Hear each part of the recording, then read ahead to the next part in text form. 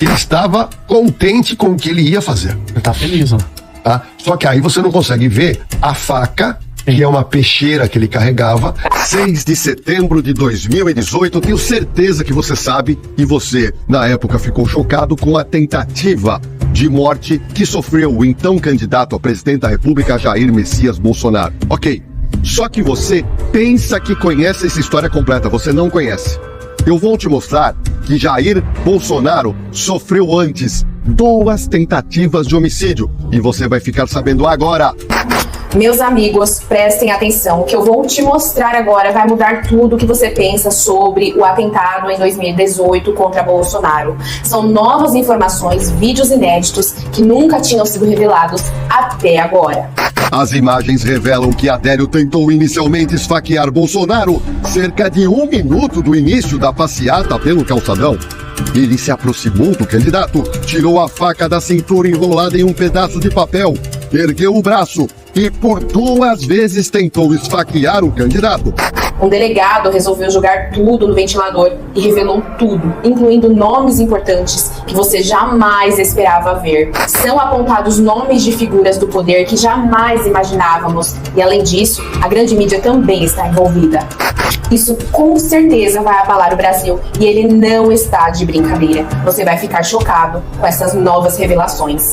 Como é que você me explica que o Adélio arrumou dinheiro para ter tanto advogado bom? Que tirando aquele primeiro contato em que a pessoa me pagou, eu, Zanoni, no interior do meu escritório, a partir daí, todas as despesas foram bancadas por algumas emissoras de televisão, não vou citar um nome para você, nem para o Brasil, e também por todos os advogados que ficarão nesse processo até o fim.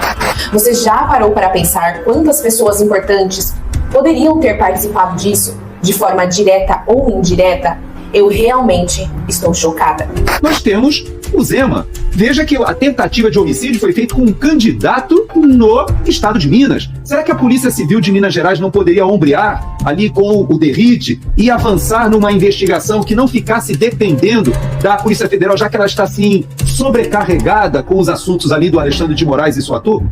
Mas se as pessoas soubessem que está no inquérito, que está acontecendo as investigações, como é que seria a reação das pessoas no geral? As pessoas se revoltariam.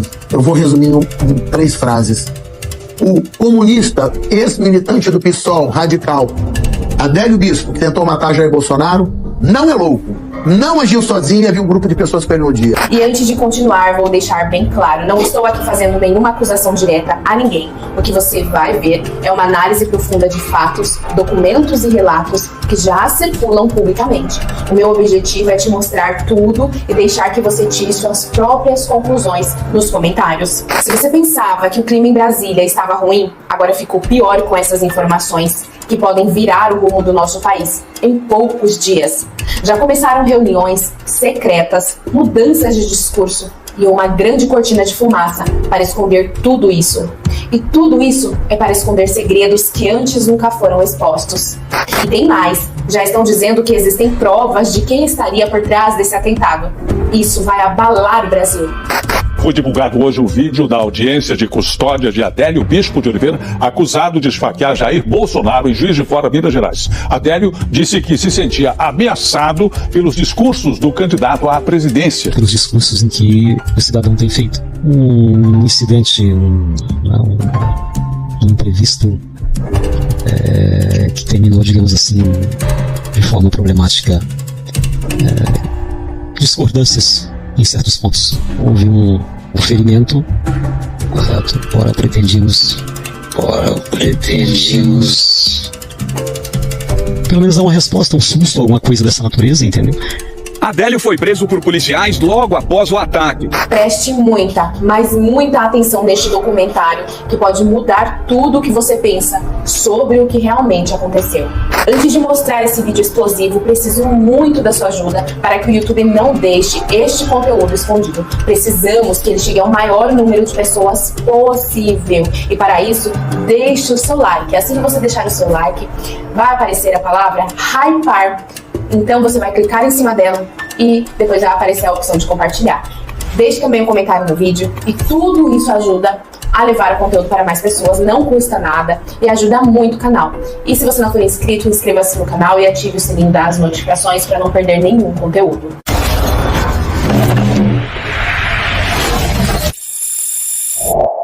Sejam muito bem-vindos, eu sou a Ana Garcia e Descobrindo é mais que o nome, é minha missão. Agora vamos reagir juntos a essa notícia estarrecedora e esses vídeos inéditos que prometem mudar o rumo do nosso país. Ô doutor, e também tem uma coisa que eu vi que você fala bastante, é sobre o Bolsonaro e sobre a facada do Bolsonaro. Você acha que o Adélio ele era um lobo solitário? Quem era o Adélio? Olha, eu faço aqui uma reflexão para as pessoas. E quando você quiser, assim, saber de uma verdade, você tem que aprofundar. Concorda? Você tem que aprofundar. Uma coisa, você tá com uma doença, você vai no médico, o médico fala uma coisa, você vai no outro. No quarto médico, você chega aí numa noção do que você tem. Bom, então, no caso do atentado contra o ex-presidente Jair Bolsonaro, eu e a minha equipe do Na Cena do Crime, nós fomos atrás. Nós ficamos meses investigando o Adélio. Porque nós queremos saber os passos dele até ele chegar lá na cidade onde aconteceu o atentado. Então nós fomos atrás da vida dele. Aonde ele nasceu? O que ele fazia? O que ele fazia? Ele era casado, ele tinha filho, ele era rico, ele era pobre, ele tinha problema emocional, ele não tinha. Bom, só pra você ter uma noção, nós conseguimos chegar na pensão aonde ele ficou hospedado. Nós conseguimos chegar na lan house que ele utilizava quase 20 dias antes, aonde ia ter a passeata do Bolsonaro, porque ele sabia, porque isso era agenda. Sim. Ele se programou para aquilo. Bom, nós construímos um roteiro com todas essas informações. Porque as pessoas que gostam do Bolsonaro ou não gostam, querem saber a verdade. Saber. O que aconteceu. E aqui eu vou te contar uma coisa que eu acho que você não ouviu falar. O Bolsonaro, ele não sofreu um atentado. Não? Ele sofreu 3. 3 atentados? Com pessoas diferentes? Não. Os 2 primeiros errou. Olha que curioso. Olha que curioso. Caramba. Tá? Eu trouxe pra você algumas imagens do momento da facada. Porque essas imagens, elas são imagens muito precisas do momento em que o candidato naquela época, Jair Bolsonaro, leva a facada. Mas essa imagem é, na verdade, a terceira tentativa que teve sucesso. É a terceira tentativa? Teve 2 antes. Eu vou te mostrar que Jair Bolsonaro sofreu antes 2 tentativas de homicídio. E você vai ficar sabendo agora, nesse vídeo. A comitiva do candidato Jair Bolsonaro no fatídico dia tinha uma programação logo pela manhã. 11 horas chegaram na cidade de Juiz de Fora, interior de Minas Gerais, e rapidamente eles foram para visitar o Hospital Asconcer, e após a visita a este hospital, tinha um almoço com lideranças empresariais. Após o almoço, a agenda ativa do candidato Jair Bolsonaro continuava. E aí qual era a ideia? Eles iam se encontrar no centro da cidade e, através de uma grande passeata, iriam parar aonde? Na frente da Câmara Municipal de Juiz de Fora. E ali teria um grande comício. Mas na cidade de Juiz de Fora estava hospedado um homem chamado Adélio Bispo Oliveira, 40 anos de idade, solteiro, natural de Montes Claros.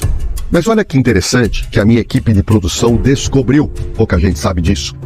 15 dias antes da chegada da comitiva de Jair Bolsonaro em Juiz de Fora, 15 dias antes, presta atenção, Adélio já tinha estado na cidade e ele procurou uma pensão no centro de Juiz de Fora. Esta pensão ficava na rua Oswaldo Cruz, numeral 295. Adélio Bispo se hospeda nessa pensão, paga R$400 para ficar um mês inteiro, mas ele só fica 15 dias. O 15º dia foi o dia em que ele ia se encontrar na passeata com Jair Bolsonaro. Adélio Bispo permaneceu nessa pensão por cerca de 15 dias. As pessoas que foram ouvidas pela Polícia Federal alegam que ele ficava grande parte do tempo dentro do quarto da pensão. Quando saía, pouco conversava com as pessoas. Mas algo chamou a atenção de todos. Quando ele saía da pensão, ele costumava frequentar uma lan house bem pertinho da rua Oswaldo Cruz. E nessa lan house, ele passava horas usando os computadores do estabelecimento. Mas ele não usava apenas um computador. Ele utilizava um computador por alguns minutos, chamava a recepcionista e falava: eu quero usar agora outro computador. E ele ia pulando de computador e em determinado dia ele chegou a utilizar 6 máquinas para eventualmente utilizar a internet. Mas um fato importante você precisa saber. O local dessa pensão foi planejado por ele. Sabe por quê? Porque da pensão ao local aonde iria se iniciar a passeata com Jair Bolsonaro e sua comitiva, nós temos apenas 1 quilômetro. E Adélio Bispo Oliveira iria participar do início dessa comitiva. E sendo a pensão muito próximo, ele foi a pé. Quando eu fui estudar esse caso, a minha preocupação era saber, inicialmente, se Adélio Bispo tinha passagens pela polícia. E eu descobri que em 2013 ele foi processado criminalmente pelo crime de lesão corporal dolosa. Ou seja, ele agrediu alguém e foi processado por isso. E o fatídico dia chegou. Adélio Bispo Oliveira se preparou. Ele sabia todo o cronograma do candidato em Juiz de Fora, pois os candidatos divulgam na internet o que eles vão fazer para atrair a população. Adélio sabia que por volta de 11 horas da manhã no centro de Juiz de Fora estaria Bolsonaro e sua comitiva. E foi para lá, a pé. Ele andou por cerca de 1 quilômetro quando ele se deparou já com muita gente em volta de Bolsonaro. Mas tem um fato que eu preciso te explicar nesse recorte. Entenda uma coisa. Todos os candidatos à presidência da República, quando tem eleição, por força de lei, eles são obrigados a ter uma escolta feita pela Polícia Federal. Ou seja, não importa se o candidato é o último, não vai ganhar, tem que ter comitiva. E essa comitiva tem que zelar pela segurança do candidato. No caso do Jair Bolsonaro naquele dia, nós levantamos em que outros eventos ele havia utilizado, eventualmente, colete à prova de balas. Mas, no dia 6 de setembro de 2018, talvez por causa do calor, Jair Bolsonaro não estava utilizando colete à prova de bala. É possível ver nitidamente em diversas fotos que Bolsonaro usava apenas uma camisa amarela. É importante explicar para você, internauta, que quando alguém usa colete à prova de bala embaixo de uma camisa simples de algodão, é possível perceber a olho nu o uso do equipamento, que é grosso e pesado. E normalmente, um colete à prova de bala pesa cerca de 2,5 kg. Deixa eu aproveitar esse tema e passar para você a minha experiência como delegado de polícia em São Paulo por mais de 25 anos. Eu tenho absoluta certeza que os agentes da Polícia Federal passam sempre para os candidatos o que deveria ser feito ou não. Mas nós temos que entender que o candidato quer voto. O candidato quer estar próximo do público. A polícia gostaria que o candidato ficasse longe do público, pois aí a segurança, o nível de segurança seria muito maior. Mas a gente sabe que o candidato quer aquela vibração com as pessoas simpatizantes à sua candidatura. Bom, neste dia, 6 de setembro de 2018, a Polícia Federal teria que fazer o que nós chamamos de cordão de isolamento. Esse cordão de isolamento pode ser o primário, aonde você distancia o candidato de uma parte do público, mas o ideal é o cordão de isolamento secundário, aonde você aumenta a distância dos simpatizantes para o candidato. Mas eu vou mostrar daqui a pouco para você que o candidato Jair Bolsonaro, ele sobe nas costas de um homem que provavelmente era um policial federal. Mas havia muita gente naquela localidade. Ou seja, no meu entendimento, verificando todas as imagens, não havia um cordão secundário, apenas um cordão limpo. Nós chegamos agora no momento crucial dessa história. Eu vou colocar você na cena do crime, naquele dia, no horário em que Adélio Bispo Oliveira se aproxima daquela multidão e ele olha para Jair Bolsonaro. Mas a sua intenção não era de simpatizante com as ideias de Bolsonaro. A sua intenção não era participar da passeata. A sua intenção era matar o candidato Jair Messias Bolsonaro, pois ele estava portando na cintura uma faca grande e afiada. Observe nessa fotografia que o autor do atentado busca no meio da multidão se aproximar do candidato à presidência da República. Nesse momento, ele ainda está longe, não tendo a mínima condição de agir com a faca que trazia na cintura. Veja essa foto inédita, onde Adélio Bispo já está mais perto do candidato Jair Bolsonaro. Ele sorri, pois percebe que em breve terá distância suficiente para praticar o atentado. Nessa imagem, a impressão que eu tenho é que ele não está nem um pouco nervoso, e sim convicto de sua ação de esfaquear o candidato. Observe na foto a seguir.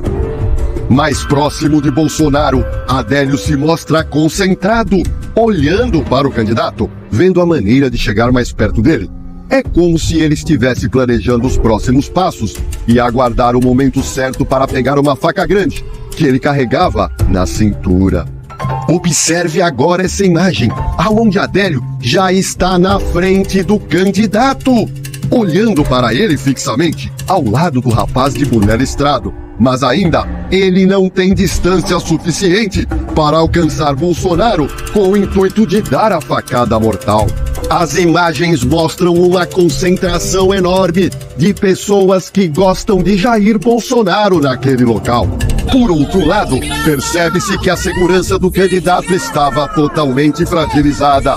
A população queria tocar em Bolsonaro. O empurra-empurra era grande. As imagens que você vai ver agora, eu tenho praticamente certeza que você sequer sabia que aconteceu. Só para você ter uma noção, Adélio Bispo tentou esfaquear Bolsonaro 2 vezes antes do momento em que você já viu que ele conseguiu enterrar a faca no abdômen do candidato. Você vai ver agora um filme que a minha produção conseguiu e que eu tenho certeza que você vai ficar chocado. As imagens revelam que Adélio tentou inicialmente esfaquear Bolsonaro cerca de 1 minuto do início da passeata pelo calçadão. Ele se aproximou do candidato, tirou a faca da cintura enrolada em um pedaço de papel, ergueu o braço e por 2 vezes tentou esfaquear o candidato, sendo que Bolsonaro, nesse momento, olhava para o outro lado. Veja novamente a ação de Adélio, tentando esfaquear Bolsonaro por 2 vezes, mas a distância não permitiu. Eu sei o que você está pensando. Você deve estar pensando, Lordelo, mas ninguém viu o homem com a faca? Você está me dizendo, Lordelo, que ninguém conseguiu impedir o atentado contra o Bolsonaro? Eu sei que você está pensando isso. E, na verdade, eu quero te mostrar agora o porquê que nenhum dos simpatizantes conseguiu ver a faca e muito menos os policiais federais que lá estavam. Pois você viu no vídeo que por 2 vezes ele tenta esfaquear Jair Bolsonaro, mas a distância não permitiu. Mas presta atenção. Eu tenho aqui, nós conseguimos uma faca muito parecida com a faca utilizada por Adélio Bispo. Mas tudo o que ele fez foi planejado. Ele aluga o quarto de pensão dias antes para se preparar. Ele consegue essa faca. Mas ele faz isso, olha. Ele pega um papel jornal, ele faz todo esse envelopamento e isso ele carregava na cintura. Em dado momento, ele tira isso na mão. E eu te pergunto, você consegue desconfiar que isso aqui é uma faca? É óbvio que não. Você está vendo aqui um jornal de bairro, um jornal que a pessoa estava carregando. E foi essa a estratégia que ele utilizou, pois na cabeça dele, ele iria conseguir matar Jair Bolsonaro e ninguém ia perceber. E foi por isso que ele faz esse movimento. 1 vez, não consegue. Faz um movimento 2ª vez, não consegue. E aí ele percebe que não era o momento ideal. O que ele faz em seguida? Pega a faca, envolta no papel, coloca na cintura novamente e vai fazer o quê? Buscar uma nova localização, um novo posicionamento para chegar mais perto do seu desafeto.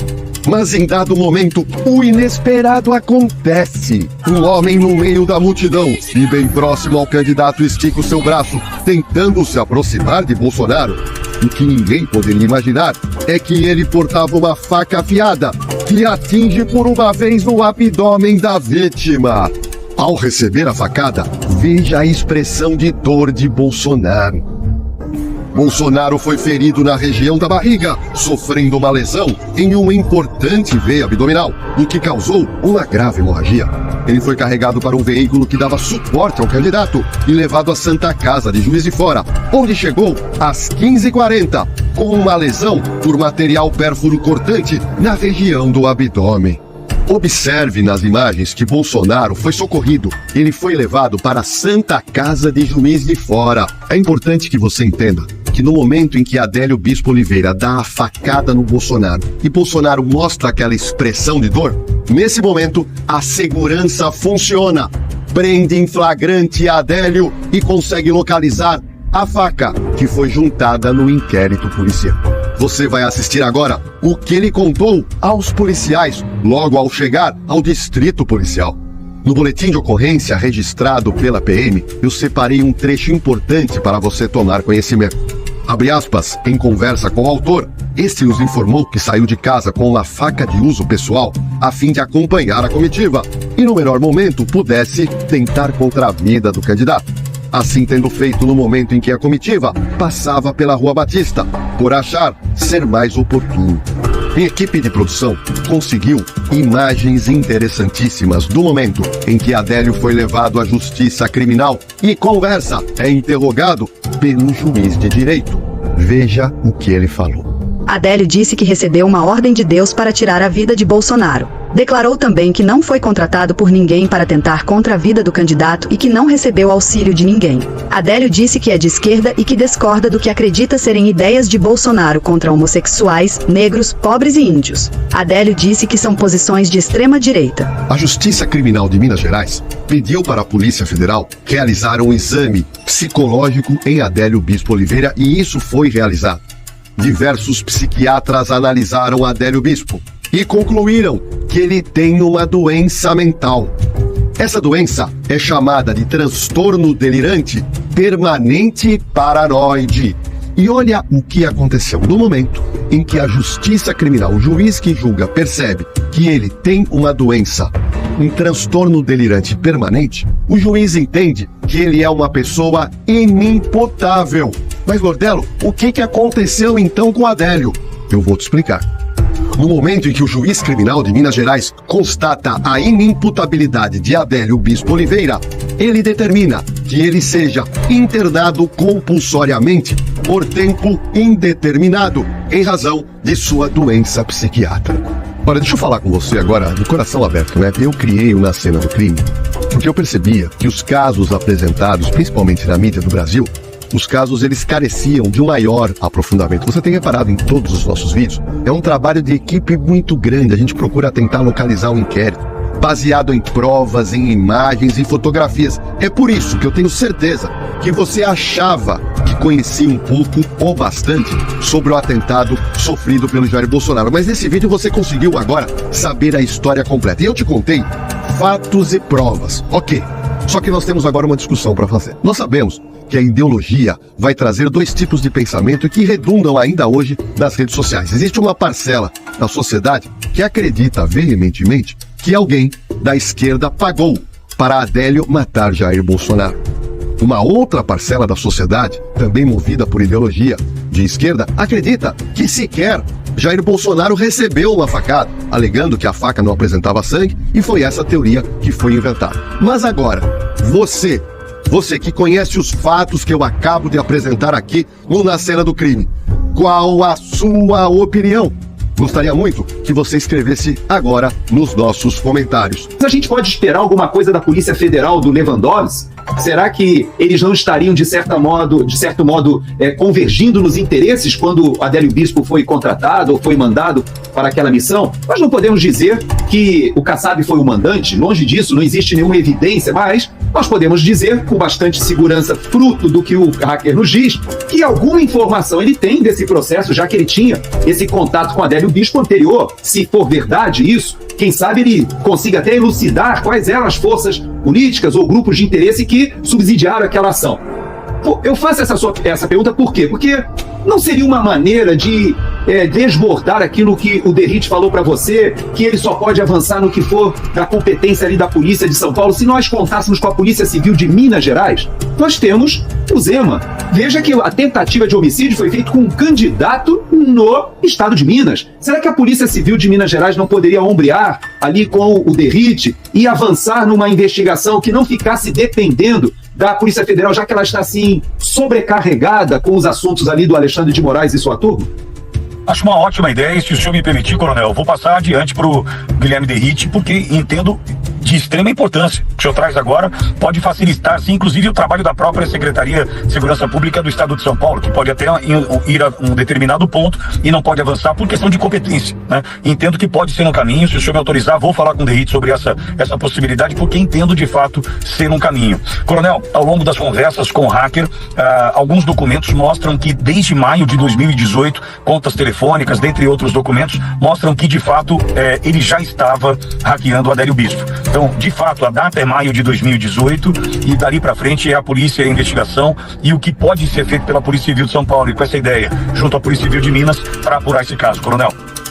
Até mesmo nós sabemos, eu vi que o Derrite fez questão de dizer que ele não é suscetível a nenhuma pressão política, mas nós sabemos que neste momento o Alexandre de Moraes ele consegue dar um passo à frente, né? Eu vejo que ele sai daquela situação de ser vítima, que é juiz promotor e ao mesmo tempo investigador, e agora ele não é mais vítima, porque ele não está sendo atacado pelos atos antidemocráticos, pelas fake news. Pelo contrário, agora ele é o acusado, e ele como acusado, será que ele mesmo vai se indiciar? Ele mesmo vai se investigar? Ele mesmo vai assinar um mandado de busca e apreensão para ir à sua casa, colher o seu telefone celular para ver se existem... É óbvio que não, parece uma situação patética, mas veja que ele não está interessado no mérito daqueles vazamentos ali do Glenn Greenwald, mas ele está interessado em saber quem vazou. E há uma suspeita de que esse vazamento aconteceu em São Paulo, com a Polícia Civil de São Paulo. Então você veja que é muito delicado esse momento de você avançar numa investigação ali em São Paulo, com essa pressão ali do Alexandre ali, querendo descobrir quem vazou as informações. Quem sabe lá com o Zema, com a Secretaria de Segurança de Minas Gerais, a gente não teria mais possibilidade. Concordo, coronel. Coronel, o senhor me ouve bem ainda? Ouço sim. Coronel, só uma provocação para a gente pensar. Nós estamos diante de uma nova estrutura política no Brasil que se forma e vem com força. E acho que a gente precisa olhar com bastante atenção. Nessa estrutura política, nós temos Michel Temer, nós temos Alexandre de Moraes e Gilberto Kassab. É uma estrutura política que vem se fortalecendo no Brasil, de um PT que derrete no seu governo, né, diante de tudo que nós estamos vendo, de um Kassab que já dá as cartas dentro do governo Lula, como a gente nem imagina, Alexandre de Moraes com as suas arbitrariedades, né, no seu modelo tirano de usar da cadeira que ocupa dentro do Supremo, e Michel Temer, que é muito forte no bastidor. Então nós temos hoje uma estrutura política que merece a nossa atenção. Lembrando que Temer estava no palanque de Ricardo Nunes no último final de semana. Coronel. Doutor, oi, boa tarde. Eu sou advogado do Adélio, né? Do Adélio Bispo. Eu queria saber, conta pra gente, quem mandou matar o Jair Bolsonaro?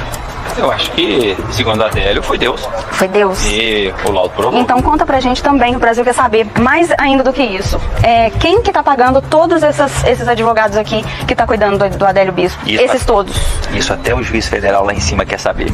Então acho que seria ideal o senhor, através da transparência, da ética, poder passar isso pro brasileiro, porque o crime que foi cometido ali foi um crime gravíssimo. Ele tentou matar realmente um candidato à presidência da República na época, e não há religião nenhuma que justifique isso, ainda mais tratando-se dessa comitiva toda para defender uma pessoa que não teria condições financeiras nenhuma, porque nem eu e nenhum outro mero mortal aqui tem condições de pagar nenhum tipo de equipamentos e vestimentas. No caso do Adélio Bispo, por ser pobre, ser de outra cidade, quem estava bancando tudo isso?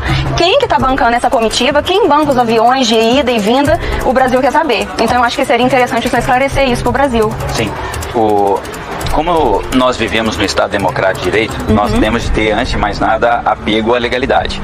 A defesa, ela não combate o fato de ter sido uma monstruosidade, um ato agressivo, um desrespeito ao direito de sufrágio, ao direito regular de eleição num Estado onde o direito é posto, e também de que a vítima devera sofreu. A gente viu os laudos, realmente foi um ato muito agressivo, e é um ato criminoso. Bárbaro. Sim, tanto que nós concordamos. Mas apesar disso tudo, apesar da questão da ética, apesar da questão da moral, existe um apego à legalidade.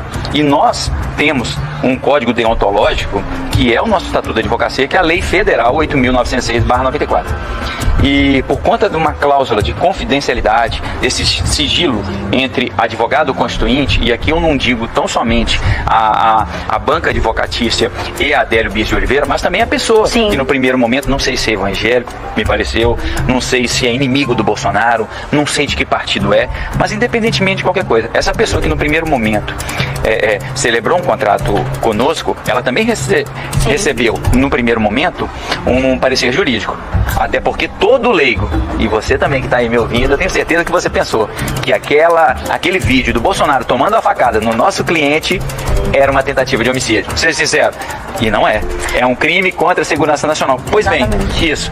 E a pessoa duvidava o tempo todo. E duvidava. Falei, não é. Até porque eu já dei aula dessa matéria. Para mim, Zanoni, tá? Aquele fato se enquadra na Lei de Segurança Nacional. Não é tentativa de homicídio, tanto que o próprio Ministério Público Estadual, lotado em Juiz de Fora, tentou avocar a competência desse fato para que o povo, através do Tribunal do Júri de Juiz de Fora, julgasse esse fato. Eu não sei se você sabe, mas por conta desse enquadramento que a gente no direito chama de subsunção fática, ou seja, do fato à lei prevista, está sendo julgado pela Justiça Federal. E eu entendo a curiosidade, eu entendo a dúvida. Nós até, nas alegações, o processo acabou agora. Agora não tem mais nenhum ato processual a ser formalizado. Todos da defesa se manifestaram e vamos aguardar tão somente doravante a sentença do magistrado. Por força do Código de Processo Penal, artigo 800, ele tem 10 dias para proferir a decisão. Os laudos demonstram que Adélio hoje, no interior daquele presídio federal, ele está em enfermidade mental, ele padece de uma enfermidade mental, inclusive ouvindo vozes, porque eu não acredito que Deus, Jesus, ou seja qual a religião que for, queira o mal de alguém. E no caso, ele ostenta o tempo todo, além da divergência política, ideológica com o nosso presidente Jair Messias Bolsonaro, ele também diz que ali há um mando divino. Para nós isso foge da normalidade. Por que essa intolerância? Por que essa intolerância? Intolerância por que de Adélio. segredos? Não, intolerância de Adélio. Não, nós não. Todos os advogados, todos, consignaram em ata na frente da assistência de acusação. Não sei se você viu aquelas advogadas que saíram aqui agora e aquele advogado, eles representam os interesses particulares do presidente Bolsonaro. São os assistentes de acusação perante o Ministério Público Federal e também o juiz de que nenhum advogado aqui, nenhum tem interesse partidário, tem interesse político nessa causa, de que nenhum advogado, seja o professor Merria, seja o nosso psiquiatra forense, que capitaneou todos os laudos, que é o Eudio Lobo, seja o doutor Fábio, seja o doutor Tiago, seja o doutor Pedro Poça, que teve o primeiro contato defensivo com a Adélio, seja o professor Daniel Bastos. Nenhum ostenta qualquer tipo de mágoa, de animosidade para o presidente. E constamos em ata, nas alegações finais, que a gente deseja ao presidente saúde, uma boa gestão e que, para o bem ou para o mal, ele é o nosso presidente. Então, e desejamos a ele que ele possa conduzir o Brasil para um futuro melhor, minorando, tentando diminuir essa desigualdade social e esses problemas sociais que, infelizmente, entristecem e dificultam a vida da maioria dos brasileiros. Então, a quem interessa, o povo brasileiro quer saber, a quem interessa manter em segredo, a quem interessa esconder quem foi que mandou matar Bolsonaro? A pessoa que me pagou. Porque é interesse dele isso. O que tem de segredo? Por que esses segredos? Por que não é aberto isso ao povo brasileiro, já que se trata de segurança nacional? Sim. Existe, como eu te falei, uma cláusula de confidencialidade. Se essa pessoa, que inclusive deve à defesa, porque ela ficou de voltar no escritório, entregar alguns cheques, se for do interesse dessa pessoa, ela retirar aí o manto do anonimato... E as declarações para a Receita Federal? Desses recebimentos. Não, o recebimento é um só, que já foi feito pela imprensa toda, de R$5.000. Isso será feito no CPF do Adélio, na declaração de imposto de renda. E os aviões, tudo isso? O avião sou eu. Mas então o senhor está sendo muito caridoso. Então isso que o senhor está fazendo para ajudar o Adélio é por caridade? Porque nenhum povo brasileiro consegue, ninguém, nem eu, nem nenhum desses aqui consegue bancar uma defesa com esse batalhão e com todos esses necessários aí, esses penduricalhos na defesa de um criminoso que já se mostrou que veio, Eu né? não sei se você está ciente, mas todos os advogados aqui, e já disseram isso, não só ao juiz federal hoje, mas também na Polícia Federal, de que, tirando aquele primeiro contato em que a pessoa me pagou, eu, Zanoni, no interior do meu escritório, a partir daí, todas as despesas foram bancadas por algumas emissoras de televisão, não vou citar um nome para você, nem para o Brasil, e também por todos os advogados que ficarão nesse processo até o fim. Não temos nada contra o presidente Bolsonaro, desejamos vida longa ao presidente Bolsonaro, um bom governo, mas a defesa não descansa. Tá ok, muito obrigada, viu? Pessoal, infelizmente os advogados do Adélio continuam com esse segredo, não querem esclarecer realmente quem está bancando todas as mordomias para o Adélio e também não tem interesse nenhum em esclarecer todos esses segredos, o motivo dessa intolerância e, enfim, vamos continuar na luta. O presidente Bolsonaro está com o povo vai defender o Bolsonaro e nós esperamos sim que a justiça seja feita e que esse nome apareça. Quem mandou matar o presidente Jair Bolsonaro? E eu encerro deixando algo ainda mais claro e direto. Se tudo isso que está sendo debatido publicamente, analisado com base em documentos, registros e relatos já divulgados, for confirmado com profundidade, nós não estaremos diante de um simples capítulo político, estaremos diante de um divisor de águas na história do país. Não estamos falando de narrativa de internet, estamos falando de paixão ideológica, estamos falando de fatos que já circulam, declarações que já foram feitas, materiais que já estão disponíveis para qualquer cidadão pesquisar. Quando informações públicas começam a revelar contradições, lacunas e conexões que antes não eram discutidas, a sociedade não pode reagir com indiferença. Democracia não é aceitar versões prontas sem questionamento. Democracia é confronto de ideias, é investigação, é transparência. Se existiram falhas, elas precisam ser esclarecidas. Se houve omissões, precisam ser assumidas. Se há responsáveis, que respondam dentro da lei. O que não pode continuar é a cultura do silêncio conveniente, da blindagem seletiva e da indignação direcionada apenas para um lado. O Brasil já enfrentou crises profundas antes e sempre que a verdade veio à tona, o país mudou. Às vezes de forma dolorosa, às vezes de forma transformadora, mas mudou. E aqui vai minha opinião, sem rodeios. Instituições fortes não temem investigação. Autoridades legítimas não temem questionamento. Quem age corretamente não teme transparência. Se há algo que precisa ser revelado, será. Se há algo que foi escondido, virá à luz, porque a história tem uma característica inevitável.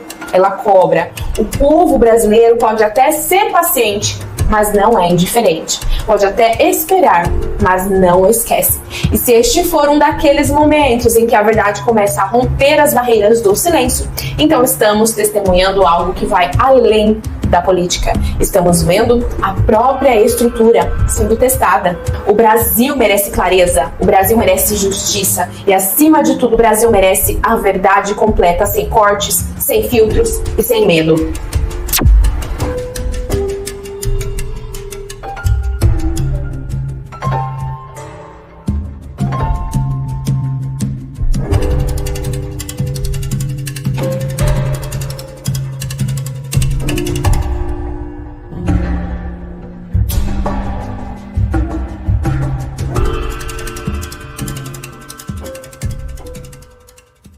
São 6 da manhã. Ainda nem clareou direito lá fora. Eu não dormi. Não consegui. Não depois do que aconteceu essa madrugada. Eu vi Deus. Não uma vez, 2 vezes. E não estou louco. Não estou delirando. Eu sei o que vi. Eu sei o que senti. E eu sei que se eu não compartilhar isso agora, imediatamente, eu vou estar falhando com ele e com você. Porque o que ele me mostrou não é só para mim. Mesmo sendo perseguido, mesmo sendo calado, vigiado e ameaçado, ele teve coragem. Em um momento de solidão e fé, Bolsonaro disse ter visto Deus e decidiu compartilhar essa experiência, sabendo que poderia pagar um preço alto por isso. Ele não gravou por política nem por vaidade, gravou porque sentiu que precisava avisar o povo, abrir o coração e falar sobre o que viu, o que sentiu e o que Deus mostrou. Hoje você vai ouvir esse áudio, um áudio simples, mas que carrega algo muito maior. A fé de um homem que, mesmo perseguido, não negou sua experiência com o Criador. São 6 da manhã. Ainda nem clareou direito lá fora. Eu não dormi. Não consegui. Não depois do que aconteceu essa madrugada. Eu vi Deus, não uma vez, 2 vezes. E não estou louco. Não estou delirando. Eu sei o que vi. Eu sei o que senti. E eu sei que se eu não compartilhar isso agora, imediatamente eu vou estar falhando com Ele e com você. Porque o que Ele me mostrou não é só para mim. É para todos que vão assistir isso. O que vou revelar aqui não é teologia, é experiência, é encontro real. Deixa eu te contar exatamente o que aconteceu. Eu fui deitar por volta das 11 da noite. Estava cansado, mas minha mente não parava.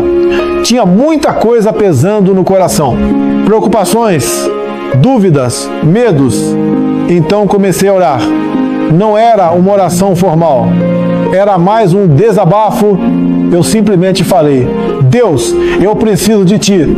Eu preciso sentir que Tu estás aqui. Eu preciso saber que não estou sozinho. E foi quando aconteceu a primeira vez. Eu senti uma presença tão forte no quarto que meu corpo inteiro arrepiou. Não era medo, era reverência. Era reconhecimento de algo sagrado. E então vi uma luz. Não era a luz do abajur. Não era clarão de carro na rua. Era uma luz diferente. Uma luz que vinha de dentro para fora, que preenchia o quarto inteiro, mas não ofuscava. E nessa luz, eu vi a silhueta de alguém. Não dava para ver o rosto claramente, mas eu sabia quem era. Era Deus. Ele não falou nada naquele primeiro momento. Apenas ficou ali. E eu comecei a chorar. Não de tristeza, de alívio, de gratidão. Porque eu percebi, Ele me ouviu, Ele veio, Ele está aqui. E naquele momento, todas as preocupações, todos os medos, todo o peso simplesmente saiu de mim. Era como se eu estivesse sendo abraçado por uma força invisível que me dizia: filho, está tudo bem, eu estou aqui. Não sei quanto tempo isso durou. Pode ter sido segundos, pode ter sido minutos. Mas quando a luz começou a diminuir e a presença começou a se dissipar, eu senti uma paz que não consigo explicar com palavras. E então eu dormi. Ou achei que ia dormir. Porque às 3 da manhã aconteceu de novo. Eu acordei de repente e ele estava lá, outra vez. Mas dessa vez foi diferente. Dessa vez ele falou. E o que ele me disse mudou tudo. Ele me revelou 7 verdades. 7 mensagens que eu preciso compartilhar com você. Porque não são apenas para mim. São para todos que estão cansados, que estão sobrecarregados, que precisam desesperadamente sentir a presença dele. A primeira coisa que Deus me disse foi: eu nunca te abandonei. Mesmo quando você não me sentia, eu estava lá. Ele me mostrou momentos da minha vida em que eu achei que estava sozinho. Momentos em que orei e parecia que ninguém ouvia. E Ele me fez ver. Ele estava ali. Em cada um daqueles momentos, carregando-me quando eu não tinha forças para andar, segurando-me quando eu estava prestes a cair. Eu só não percebia porque estava olhando para o problema em vez de olhar para ele. A segunda verdade que ele me revelou foi: filho, eu permito a dor, porque é através dela que você se aproxima de mim. Aquilo mexeu comigo, porque eu sempre questionei: por que Deus permite sofrimento? E ele me explicou: não é que ele causa o sofrimento, mas ele usa, porque quando tudo está bem, a gente se esquece dele. Quando tudo está funcionando, a gente acha que não precisa dele. Mas quando a dor vem, quando a crise chega, é aí que a gente finalmente busca de verdade. E é nesse lugar de quebrantamento que o encontro real acontece. A terceira coisa que Deus me mostrou foi sobre propósito. Ele me disse: Você acha que sua vida é sobre suas conquistas, mas eu te criei para relacionamento comigo e com as pessoas. Ele me fez entender que eu estava medindo minha vida pelas coisas erradas, por realizações, reconhecimento, sucesso. Mas Ele me criou para algo muito maior, para conhecê-lo, para amá-lo e para levar outros a Ele. Agora, antes de eu continuar com as outras 4 verdades, preciso que você entenda algo. Se você chegou até aqui, não foi por acaso. Deus quer que você ouça isso. Ele quer tocar em você da mesma forma que tocou em mim, porque o que vem a seguir pode mudar sua vida para sempre. E comenta de qual cidade você está assistindo, porque eu preciso saber onde Deus está tocando corações essa manhã. A 4ª verdade que Ele me revelou foi sobre perdão. Deus me disse: filho, você ainda carrega coisas que eu já perdoei. Solte. Ele me mostrou mágoas que eu tinha de mim mesmo, erros do passado que eu não conseguia esquecer. E Ele me disse: quando eu perdoo, eu esqueço. Por que você insiste em lembrar? E me fez entender que muitas vezes o maior carcereiro da nossa vida somos nós mesmos. Deus já perdoou, mas a gente não se perdoa. A 5ª coisa que Ele me mostrou foi sobre tempo. Deus me disse: você acha que tem todo o tempo do mundo, mas não tem. Use bem o tempo que eu te dei. Ele me fez ver que eu desperdiçava horas em coisas vazias, enquanto negligenciava o que realmente importa. Tempo com Ele, tempo com família, tempo fazendo diferença na vida de alguém. E Ele me alertou: um dia o tempo acaba, e aí não dá mais para voltar e fazer diferente. A 6ª verdade foi sobre fé. Deus me disse: pare de tentar entender tudo, apenas confie em mim. Ele me mostrou que eu estava exigindo explicações para cada coisa que acontecia, querendo entender o porquê de cada dor, de cada atraso, de cada fechamento de porta. E Ele me disse: filho, se você entendesse tudo, não precisaria de fé. E eu quero que você confie em mim mesmo sem entender. A 7ª e última verdade que Deus me revelou foi a mais impactante. Filho, eu voltarei. E quando eu voltar, você estará pronto? Ele me fez olhar para a minha vida e me perguntar: se Jesus voltasse hoje, eu estaria preparado? Se Ele aparecesse agora, eu teria orgulho da vida que estou vivendo ou teria vergonha? E Ele me disse: viva cada dia como se fosse o último, porque um dia será. Quando Ele terminou de falar, a luz começou a diminuir novamente. E antes de desaparecer completamente, Ele me disse uma última coisa: conte o que você viu, conte o que eu disse, porque há pessoas que precisam saber que eu ainda apareço, que eu ainda falo, que eu ainda estou vivo e ativo. E então a presença se foi. E eu fiquei ali sozinho no quarto, mas não me sentindo sozinho, porque algo tinha mudado em mim. Eu não era mais a mesma pessoa. Eu tinha visto Deus 2 vezes. E essa experiência marcou minha alma de uma forma que nada mais poderá marcar. Deixa eu falar diretamente com você agora. Talvez você nunca tenha tido uma experiência como essa. E pode estar pensando: por que Deus não aparece para mim? E eu preciso te dizer: Ele quer se revelar a você. Mas você precisa buscá-lo. Você precisa criar espaço para Ele. Você precisa desligar o celular, desligar a TV, desligar as distrações e simplesmente dizer: Deus, eu preciso de Ti. Ou talvez você já tenha tido experiências com Deus, mas deixou esfriar. Você já sentiu a presença dEle, mas faz tempo, e está vivendo de memórias antigas. E Deus está te dizendo hoje: volte, busque-me de novo, porque eu estou esperando por você. Pode ser que você seja alguém cético, que está assistindo isso e pensando, isso é loucura, ninguém vê Deus. E eu não vou tentar te convencer, mas vou te desafiar. Experimente, clame a Ele de verdade, com um coração sincero, e veja se Ele não se revela. Ou talvez você seja alguém que está passando por um momento tão difícil que perdeu a esperança, que acha que Deus te esqueceu, que sente que está sozinho. E Deus está usando essa mensagem para te dizer: eu não te esqueci, eu estou aqui. E se você abrir espaço, eu me revelarei a você também. Vou orar por você agora. E se você quer ter um encontro real com Deus, repete essa oração comigo de coração.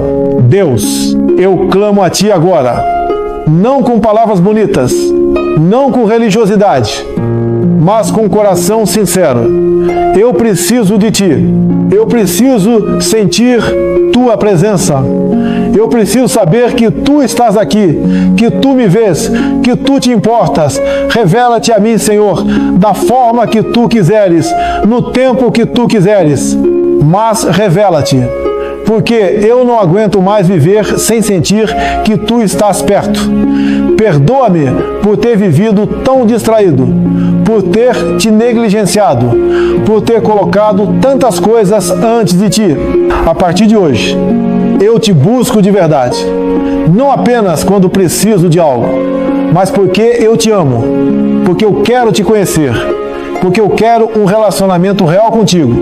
Então vem, Senhor, manifesta-te e transforma a minha vida, assim como transformaste a vida deste Teu servo. Em nome de Jesus, amém.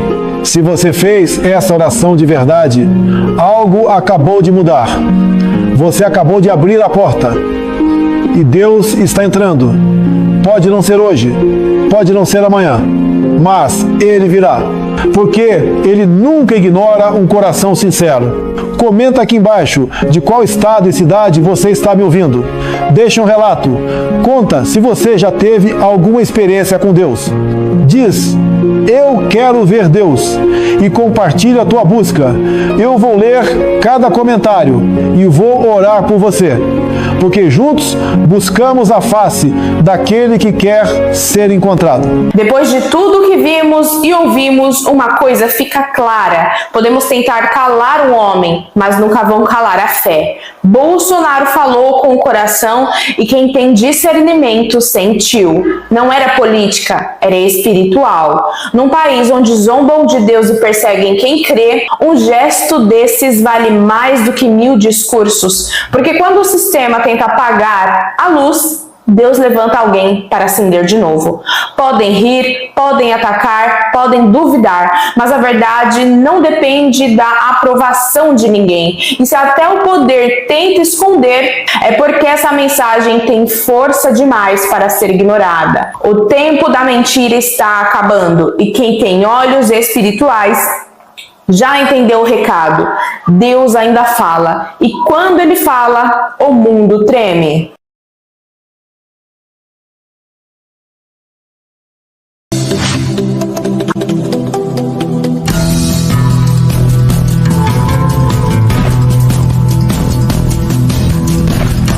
Você já reparou como Lula não explora essa imagem de grande lutador pela liberdade durante o regime civil-militar, também chamado às vezes de simplesmente ditadura? Enquanto outros personagens exploram isso à exaustão, como a própria ex-presidente Dilma muitas vezes declarou sua participação, é factual, é completamente conhecida a participação da presidente Dilma no processo de reação, digamos assim, ao regime civil-militar. Dilma foi uma guerrilheira, Dilma fez treinamento militar, isso mesmo, Dilma sabia usar armas de fogo, Dilma participou de assaltos e atentados, e essa participação foi, claro, anistiada lá em 1979, vai daí a ex-presidente Dilma tem direito a receber pecúlios, dinheiro, por ter sido uma anistiada política. Lembrando que todos foram anistiados, tanto os militares que cometeram os excessos, quanto esses guerrilheiros de extrema esquerda que tentavam implantar uma ditadura comunista no Brasil. Fernando Gabeira, Franklin Martins, José Dirceu, escritores, atores, cantores, todos eles sentem, digamos, orgulho de terem participado do processo do que eles chamam de resistência à ditadura. Fica aquela imagem de que são bons moços que lutavam contra os malvadões. Mas já percebeu que Lula, apesar de ser o anistiado e, portanto, receber dinheiro por ter participado da resistência ao regime militar, ele explora pouco essa imagem de herói, ele mal menciona que ele tenha participado dessa resistência? Será que isso se deve apenas ao fato de ter surgido enquanto resistente à ditadura apenas no seu finalzinho, a partir do final dos anos 70? Ou será que o papel dele nessa ditadura é bem diferente do que eles querem fazer com que nós acreditemos? Você já ouviu falar, por exemplo, de um personagem chamado Barba? Você faz ideia de quem é? Pois é, Barba era o codinome de um agente das forças policiais do regime militar. Isso mesmo. O senhor Luiz Inácio Lula da Silva, vulgo Barba, era um informante, era um colaborador do regime militar, era um dedo duro, um alcaguete, e isso dava a ele muitos privilégios. Não sou eu que estou falando isso, tá?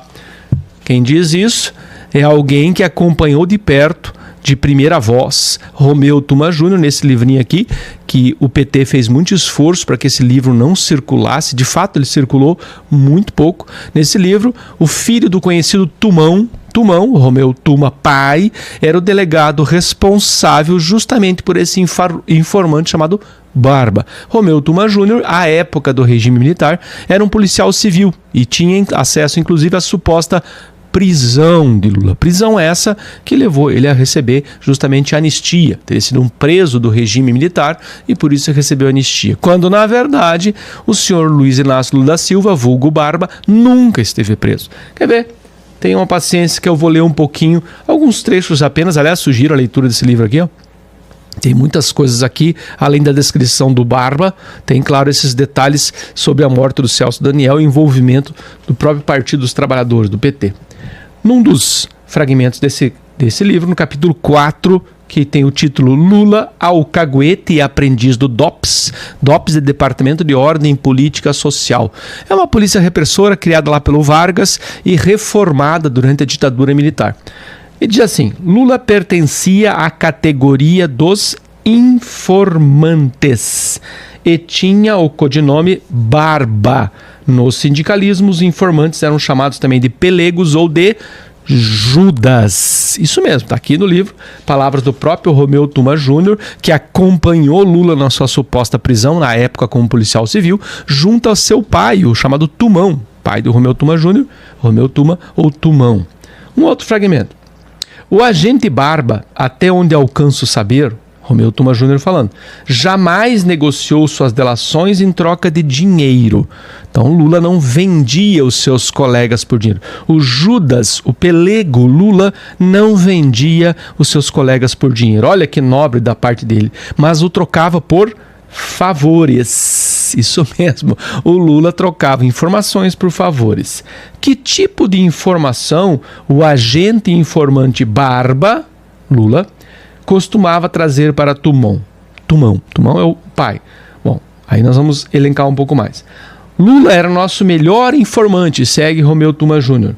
Lula nos prestava informações muito valiosas, palavras agora do Tumão, sobre quando e onde haveria reuniões sindicais, quando teriam greves, onde o patrimônio das multinacionais poderia estar em risco por conta das paralisações. Ele avisava a polícia das greves. Olha o jogo duplo. Quem diria, né? Lula seria mais de duas caras. Organizava as greves no sindicato como líder sindical e passava as informações para o DOPS, para a polícia repressora do regime militar, para preservar os empresários de qualquer dano e facilitar a vida da polícia, prendendo, claro, aqueles desafetos do regime com a ajuda de Lula. Segue. Estão sentados aí? Olha só. Lula combinava as greves com os empresários e avisava o DOPS. Percebeu? Vou repetir. Não foi ato falho meu. Lula combinava as greves com os empresários e avisava o DOPS, a polícia do regime. Muitas das greves que ele armava com os empresários eram para aumentar o valor de venda dos veículos. Isso mesmo que você ouviu, para lastrear moralmente a ideia de que vamos repassar os preços dos carros, o aumento do salário obtido pela categoria que Lula comandava. Ou seja, quando ele organizava uma greve, não era para beneficiar os funcionários, era para beneficiar as montadoras. Ou Lula, vai lá e organiza uma greve, a gente aumenta um pouquinho o salário deles e aí fica justificado moralmente aumentarmos os preços de venda dos carros, porque tivemos que repassar por conta do aumento, ou seja, era do interesse dos empresários. Lula estava servindo aos empresários financeiramente ao mesmo tempo em que aparecia como uma espécie de herói sindicalista salvador da classe operária. Hã? Grande Lula, hein? Isso aqui é líder. Vou ler mais um trechinho só para vocês terem uma ideia. Delação premiada, a figura jurídica delação premiada surgiu da relação do então delegado Romeu Tumão e seu informante Luiz Inácio, vulgo Barba. Daí poder estipular geograficamente que a Vila Euclides, que é o lugar onde Lula estava supostamente preso, foi o berço da caguetagem oficial recompensada, ou seja, o dedo duro oficial que é recompensado por ser um dedo duro. Mas agora quer ver um paralelo bastante interessante com a história do presidente Bolsonaro? Olha só, Dona Lindu, mãe de Lula, jamais soube que ele foi preso entre aspas, lembrando. Ele ia visitá-la escondido por autorização de Romeu Tumão. O delegado autorizava o suposto preso a ir visitar a mãe doente.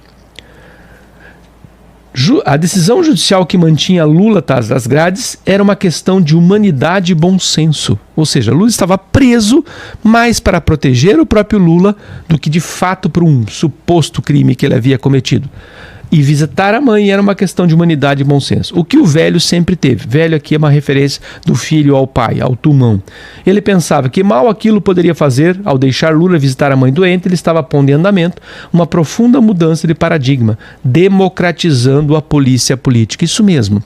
Lula não só recebeu o direito a visitar a mãe doente, estando supostamente preso, como a dona Marisa, esposa de Lula à época, tinha um carro da polícia à disposição para buscá-la em casa e visitar com seus filhos Lula todo santo dia. Isso mesmo, a polícia buscava a família em casa para visitar Lula. Repito, ainda Romeu Tumão Júnior falando, Lula não dormia no chilindró com os demais. Instalava-se no bem bom em um sofá de couro corvinho bordô. Não só instalava-se ali, como recebia refeições. Aqui eu vou ler uma carta insuspeita de Mino Carta, um esquerdista, diz assim: prender o Lula, para quem foi mal menor ter sido entregue aos cuidados do Tuma. Todo dia uma perua da polícia vai buscar Marisa e os filhos e os traz para visitar o preso. No outro trecho dessa mesma carta, vou com Raimundo Faoro, outro esquerdista, que pretende oferecer a Lula seus préstimos de advogado. O chefe do DOPS, Romeu Tumão, é um ser cortês e assim nos recebe com cordialidade e nos convida a sentar em um canto do gabinete, tornando a saleta de estar burguesota. Manda chamar Lula e diz, fiquem à vontade. E não acabou, gente. De vez em quando, Lulas adoré, agora o animal marinho, preparadas em restaurante próximo, são almoçadas pelo anônimo.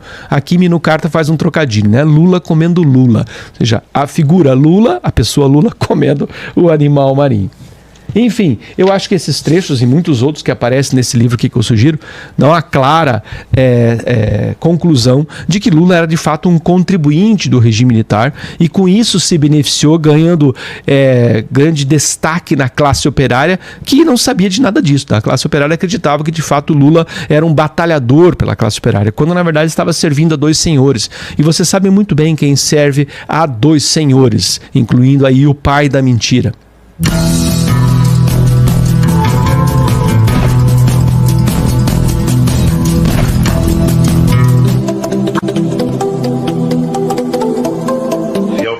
Do meu mandato, todos os brasileiros, e quando eu terminar esse mandato, cada brasileiro tiverem a possibilidade de tomar café da manhã, tiver tomando café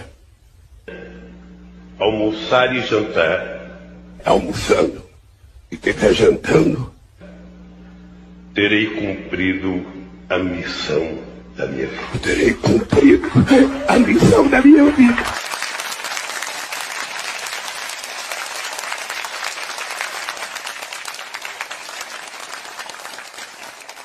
Infelizmente, milhões de jumêncios morrem assim todos os anos, após décadas acreditando nas promessas desse mentiroso.